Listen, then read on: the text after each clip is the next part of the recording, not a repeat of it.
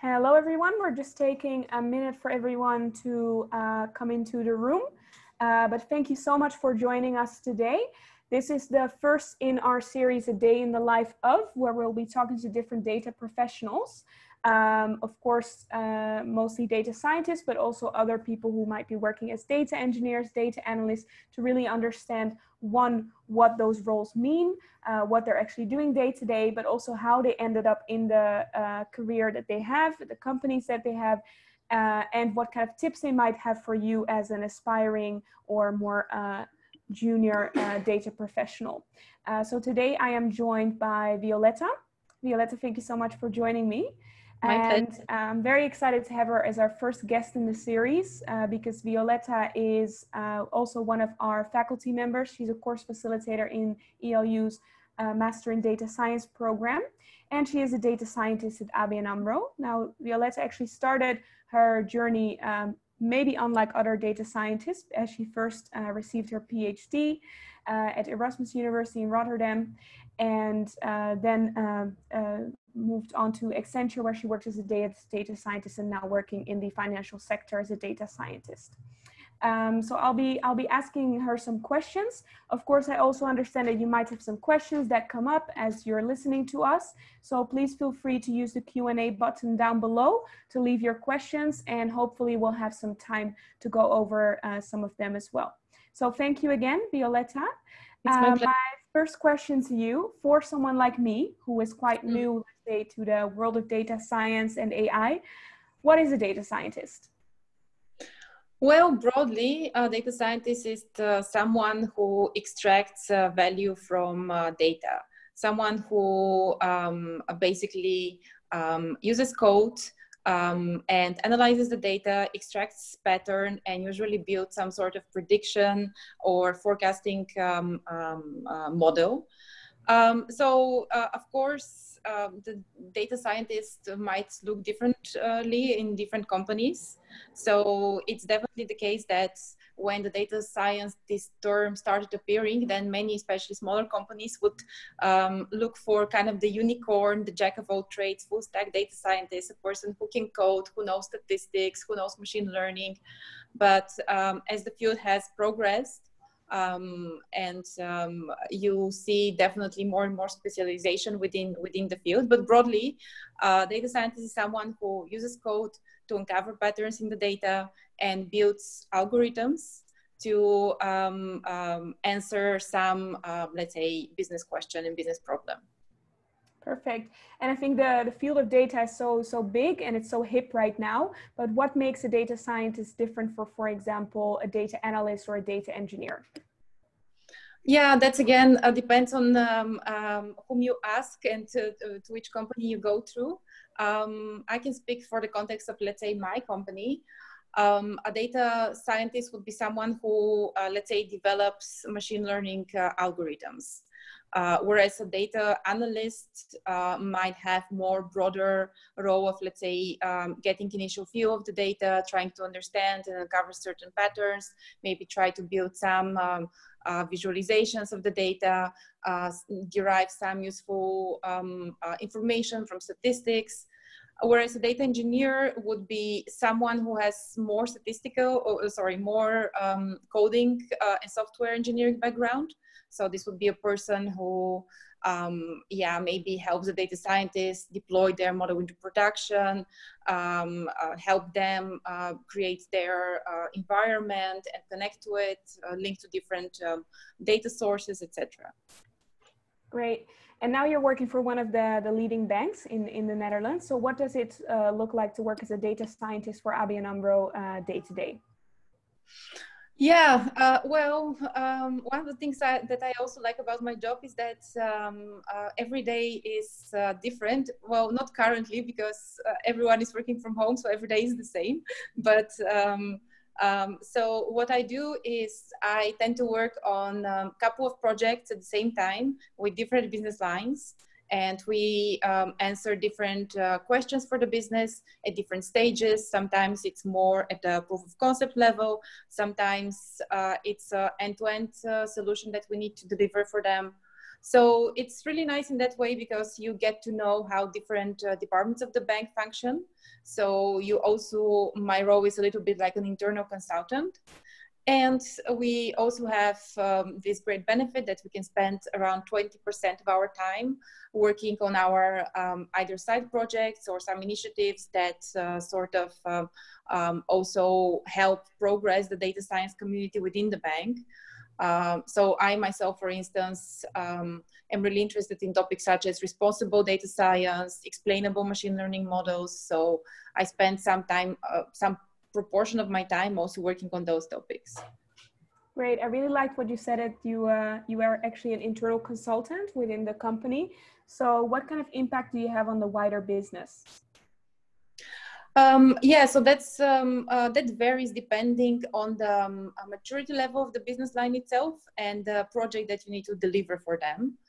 As I mentioned, sometimes you work on proof of concepts, which are more like ad hoc analysis that you perform for the business, which is not something that needs to go into production per se, but still is valuable. It could be even just building some relatively straightforward prediction, which is put then into a dashboard, and then the business could use it on a daily basis to try to understand or to optimize a process within their own department. Or sometimes it could be even helping them understand whether they can answer a question, because sometimes they don't even have the right data to answer what they want to answer, and even providing an advice such as, okay, yeah, if you want to answer that in the future, you should start collecting this type of data. So even that could be valuable, valuable advice and insight that we provide for to the business. So it really depends on the business line. Of course. And specifically at ABN Amro, can you give an example, for example, how you saw yourself make an impact on the business? Well, I can't go into too many details and to reveal certain details about projects.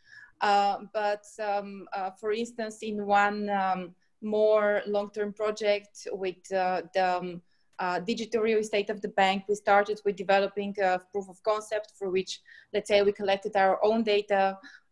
We built some predictive models which showed a lot of promise, and then the business gave their approval, and they were very enthusiastic for us to continue investigating that further. And then we basically matured those models, collected more data from also public sources, and rebuilt those models. And then it really helped that business line, for instance, to make a process which is, say, manual, and it takes weeks, and it's based on a gut feeling of an analyst somewhere, to be data driven and to take minutes instead of days or weeks. That's great. Well, that's a huge impact, I think. So what is it that you like the most about your job? Yeah, there are many things I like about it. The fact that, as I mentioned, we work on projects with different departments, so you don't do the same thing again and again. The projects are all different and they're challenging, so you keep on learning, which is very important in this field. I do like the fact that I also have a lot of freedom in the projects that I can pick.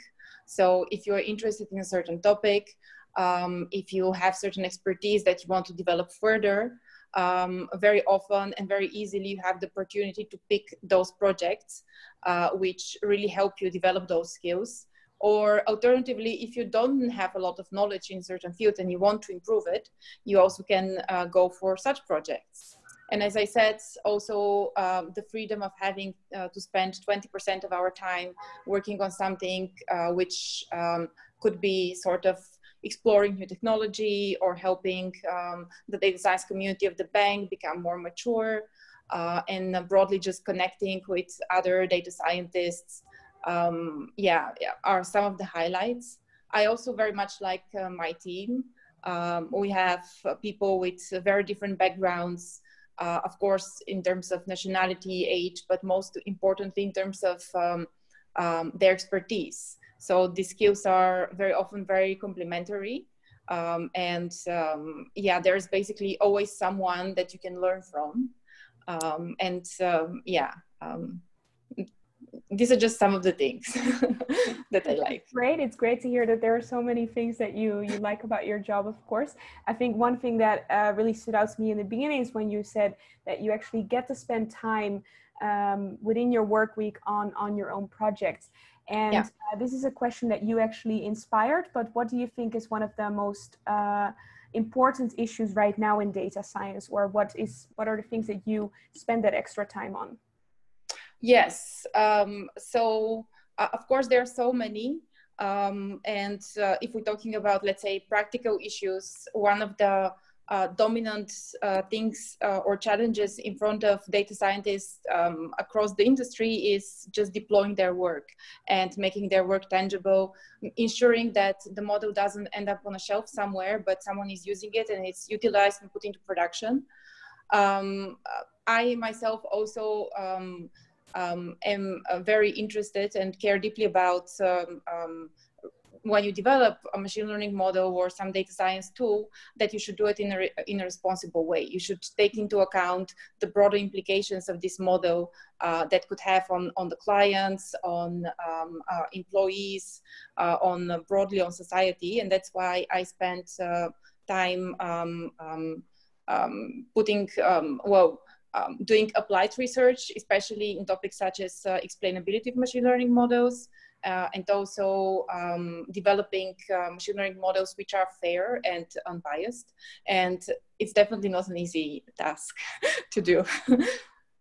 That's great. And you have such a strong background, of course, in applied research. So I want to talk a little bit more now, not just about the day-to-day of the present, but also how you got where you are today. So how did you personally start your journey into data science and become a data scientist? Right. So during my PhD, I worked a lot with data.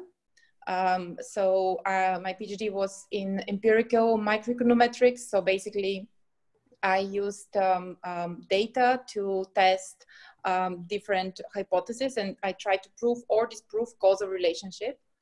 And working with the data was the most, at least one of the most fascinating parts of the job for me. I knew that I didn't want to stay in academia, and when I was looking for what I want to do further with my life, data scientist was becoming sort of a hot job role. And I researched basically what kind of skills companies were looking for from data scientists. And I kind of tried to see what kind of skills I already have and what things I still need to pick up. So as I was finishing my PhD, I was taking a lot of online courses. And back then, that was like at least 5 years ago, there weren't that many. Now we have options, but back then it was just Coursera, which offered maybe one data science specialization, and which I took together with just reading textbooks and blog posts and anything that I could get my hands on. So I had to do a lot of learning on my own. Because of my background in statistics, I could pick up the machine learning algorithms easily, but I had to really improve my coding skills a lot. It took me maybe almost half a year to kind of, try to bridge that gap between the skills that I had and the skills that were needed of a data scientist. And then I managed to find my first job. And that's how it started. Great. And do you think it's an unconventional way to start into data science, to first get a PhD and then move into data science, or is it something that you see quite a lot around you? It is something that I see quite a lot, because many of the people in the field They don't have degrees in data science or machine learning per se, but they did something else before, be it computer science, physics, biology, econometrics, etc. Yeah, some are with a PhD, some are not. So definitely you see a lot of diversity in terms of what people did before they transitioned to data science. And you said you were doing some research about the skills that you would need as a data scientist. So what do you think are some of the most like critical skills, both hard skills and soft skills that a data scientist needs? Right. So when it comes to hard skills, so you should know some coding.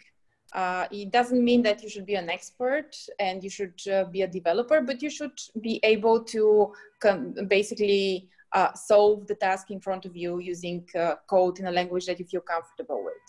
And you should have a relatively good grasp of statistics so that you can understand machine learning theory and algorithms. So these are maybe the most important hard skills. When it comes to soft skills, they're equally important. Sometimes I see that people kind of neglect them and focus only on the hard skills, but there are a few things that stand out personally to me. First of all, you should really be a good communicator. You should really be able to translate what you're doing and the results of your work because most of the stakeholders that you have are people without technical knowledge and background. So it's a very valuable skill to be able to have very good communication skills and to explain complex things in a simple way. It's really important also to have curiosity and the desire to learn because, this field is developing so rapidly that if you don't like learning, then maybe it's not a good fit for you. And also, you shouldn't give up easily because very often things can get quite messy. So you should be persistent. Great.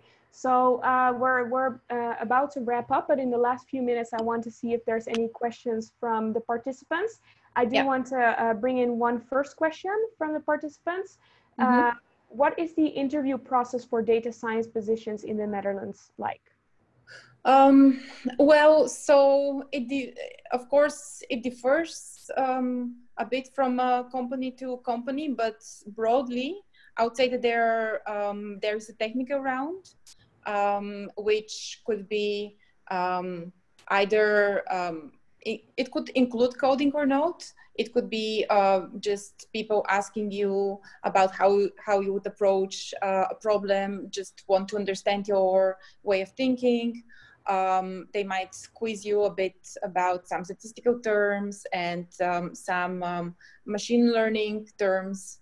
And if that is successful, then you might go on the next stage, which would involve, if it's not like live coding interview, then it would be like take home sort of assessment where you're given a case that you need to solve and you're given some time, usually a week or so.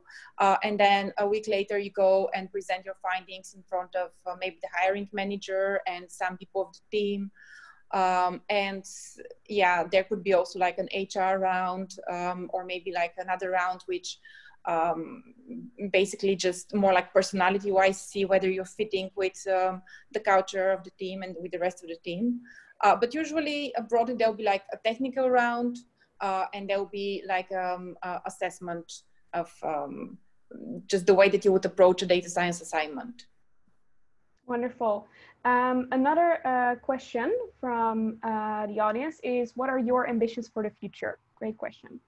Oh yeah, that's a great question. Well, personally, my ambitions are when it comes to the data scientist community within the bank to sort of have it professionalized, to sort of ensure that we all are working in the same way, we're documenting our findings, and there is no loss of knowledge. And my, of course, ambition is to keep on having added value in helping businesses solve and answer different questions that they have. And I'm also advocating for, yes, responsible for fair machine learning And I keep on repeating that because it's definitely not something that broadly the community is thinking about. There are definitely many people who do, but I think that we as a community not spending enough time and effort into that topic. Great.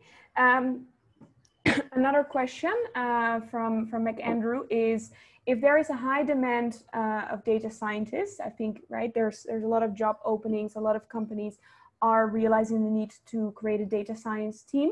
Why do you think it is hard to find a job? Well, so at the moment we have a bit of special circumstances with COVID. So I think that many companies imposed hiring freezes for the moment, simply because it's very uncertain how their own business is going to develop also in the next couple of months. But in general, it's also something that I noticed for myself. It was much more difficult for me to get my first job than my second job. Basically, yes, companies just want to see some track record that you have under your belt. And if you have already some working experience, be it even an internship, it kind of is sort of a proof for them that you're able to work with other people, you're able to deliver certain solutions. It's not fair assessment because, to be honest, many people who are just entering the market, many candidates are extremely good. And they simply didn't have the chance to prove themselves in a data science role yet. But it's simply because there is a lot of demand, but also the supply is kind of increasing. And sometimes it's difficult to kind of filter out the good candidates from candidates who just claim to have certain skills, but haven't really did much with them. And do you think there are alternative ways to build a track record while you're applying and trying to get that first job?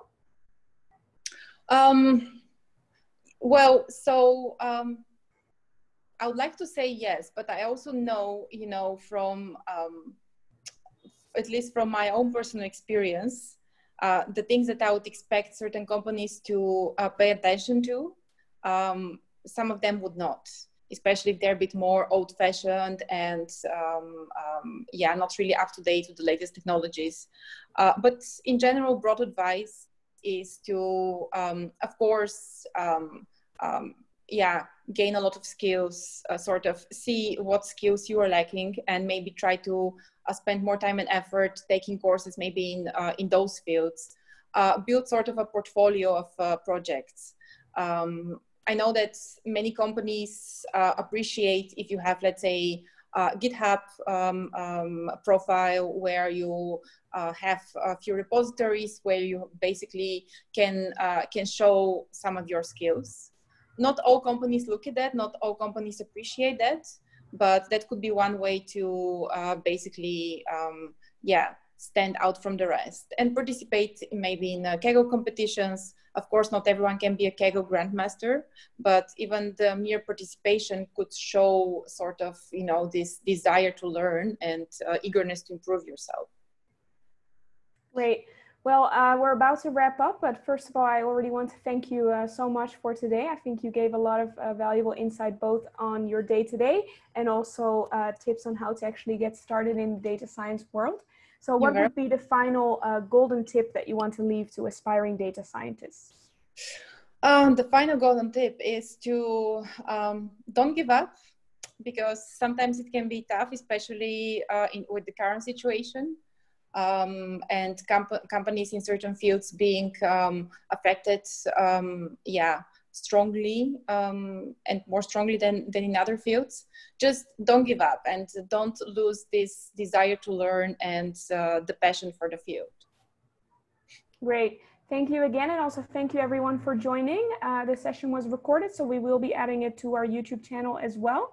And this will be part of a regular series. So keep in touch on our LinkedIn or other social media pages for the following webinars as well. Thank you, Violeta, and have a very nice evening, everyone. Good evening, everyone.